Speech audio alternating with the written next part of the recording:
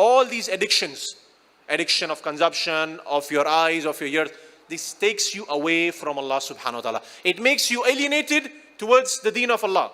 You become alienated. You don't find that sweetness in your prayer, in Quran.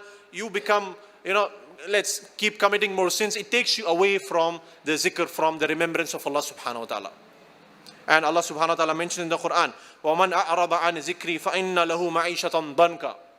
SubhanAllah, this is scary. Allah mentions, whoever turns away from my remembrance, whoever turns away from my remembrance, he shall have a difficult life. Allah will make his life difficult. So if you are indulged into these addictions, the biggest affliction, the biggest trial, the biggest problem is you go away from Allah and your life becomes difficult. And you must have seen this. People who are into these addictions, their life is miserable. This world itself, they are living a miserable life. They don't have anything. They fail. They don't have a job.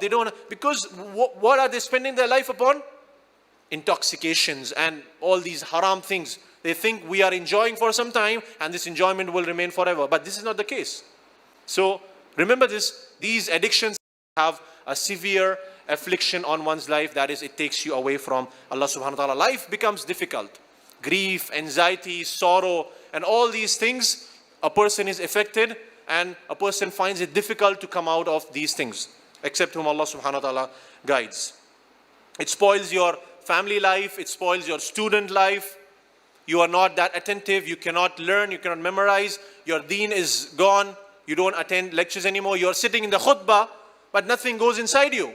Every Friday you go to the khutbah, nothing goes inside you. You attend lectures, but nothing goes inside you. Where is the problem? The problem is the addictions you are addicted to.